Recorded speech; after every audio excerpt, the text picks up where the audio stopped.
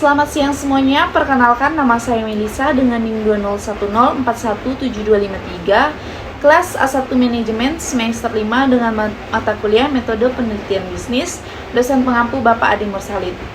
Baik, pada kesempatan kali ini saya akan meringkas materi yaitu dari bab 2 dan bab 3 pada buku Metode Penelitian Bisnis.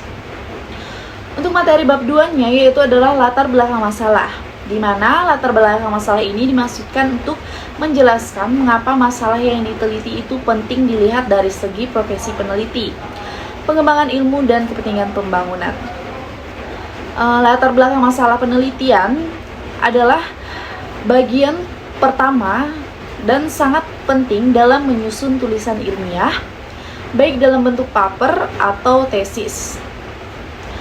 Latar belakang masalah penelitian menjelaskan secara lengkap topik atau subjek area penelitian masalah, penelitian yang kita pilih, dan mengapa melakukan penelitian pada topik dan masalah tersebut, atau Bernardson et 2008. Latar belakang masalah penelitian berisi tentang informasi suatu masalah dan atau peluang yang dapat dipermasalahkan agar ditindaklanjuti lewat penelitian, termasuk hal-hal yang melatar belakanginya.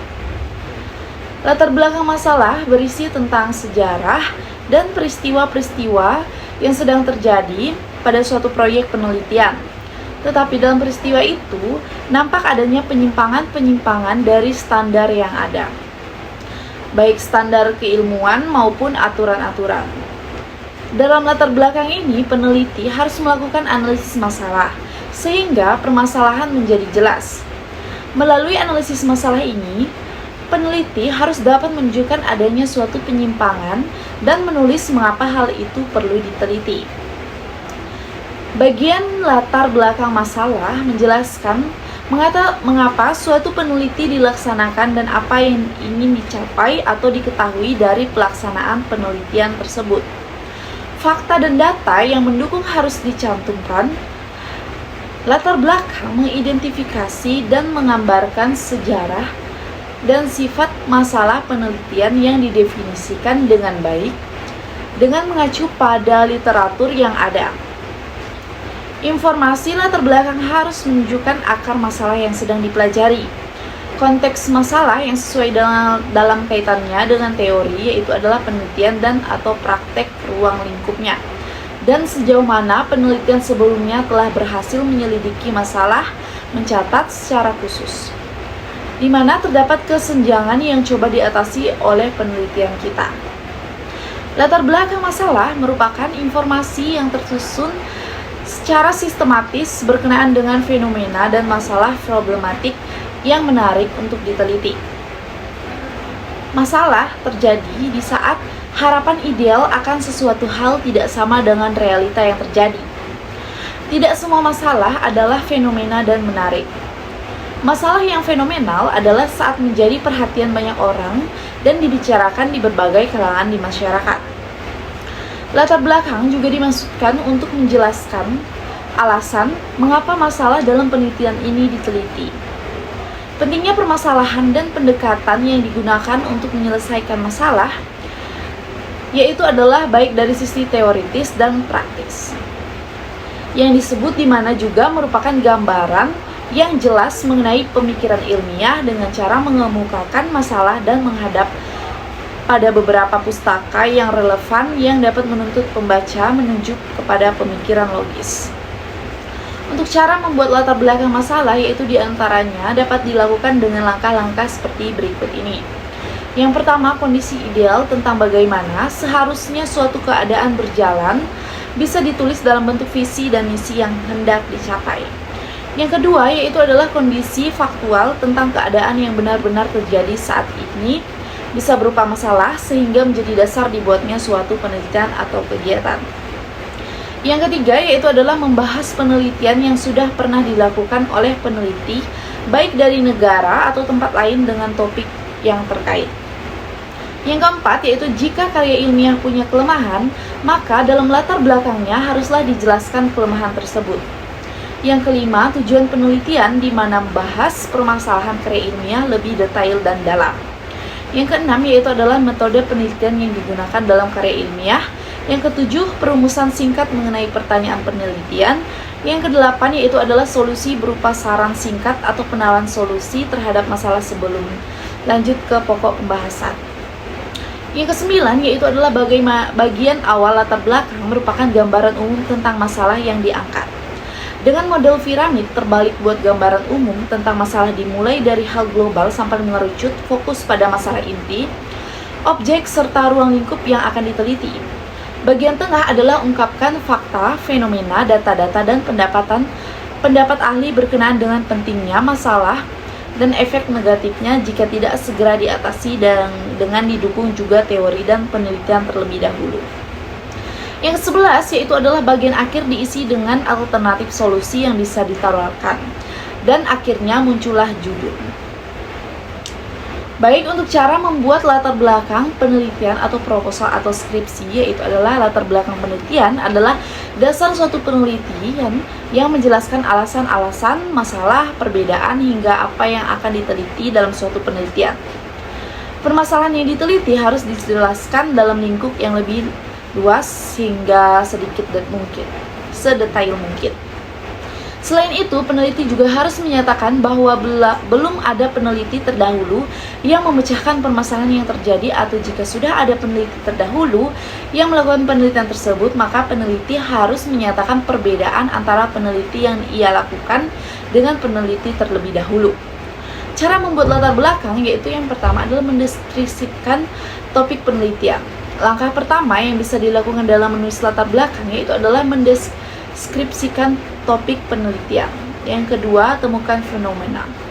Mengidentifikasi masalah, fokus hanya pada satu masalah, kumpulkan penelitian sebelumnya, dan yang keenam, mencari dukungan berdasarkan teori ahli. Bab 3 yaitu membahas tentang perumusan masalah. Masalah penelitian didefinisikan sebagai area perhatian yang membutuhkan pemahaman yang berarti tentang topik tertentu, kondisi, kontradiksi, atau konsulitan. Jadi, apa itu masalah penelitian? Masalah penelitian berarti menemukan jawaban atas pertanyaan atau memperkuat temuan yang ada untuk menjembatani kesenjangan pengetahuan untuk memecahkan masalah. Mengemukakan bahwa masalah dapat diketahui atau dicari apabila terdapat penyimpangan antara pengalaman dengan kenyataan, antara apa yang direncanakan dengan kenyataan. Adanya pengaduan dan kompetisi. Masalah merupakan kesenjangan antara harapan dengan kenyataan, antara kebutuhan dengan yang tersedia, antara yang seharusnya dengan yang ada, yaitu adalah penelitian dimaksudkan untuk menutup kesenjangan. Apa tujuan dari pernyataan masalah penelitian? Yaitu adalah sebuah pernyataan masalah dalam penelitian berusaha untuk mencapai hal-hal berikut. Yang pertama yaitu adalah memperkenalkan pentingnya topik dalam proposal penelitian. Yang kedua, posisikan masalah dalam konteks yang sesuai.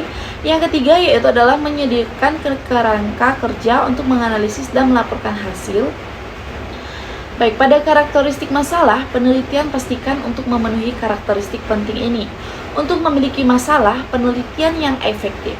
Karena berbagai penelitian yang kita ketahui, tidak mungkin untuk menanamkan semua karakteristik ini. Namun, pastikan untuk mempertimbangkan dan mencakup sebagian besar karakteristik ini untuk memungkinkan orang melihat, memeriksa, dan memahami masalah riset pemasaran. Karakteristik pernyataan masalahan yaitu adalah sebagai ciri-ciri rumus masalah penelitian. Yang pertama, itu harus mengatasi kesenjangan dalam pengetahuan. Yang kedua, itu harus signifikan sejauh itu berkontribusi positif terhadap penelitian. Yang ketiga, ini harus membantu dalam penelitian lebih lanjut. Yang keempat, dengan data yang terkumpul, kita harus memahami masalahnya dengan jelas. Yang kelima, itu harus menjadi kepentingan peneliti, harus dengan sesuai waktu, pengetahuan, keterampilan, dan sumber dayanya. Yang keenam, pendekatan pemecahan masalah harus etis. Yang ketujuh yaitu adalah metode penelitian adat dapat diterapkan Melalui komponen masalah penelitian, sebuah masalah penelitian memiliki komponen-komponen berikut, yaitu yang pertama, penelitian konsumen sekelompok individu atau berbagai kelompok individu pasti mengalami kesulitan atau harus menghadapi suatu masalah.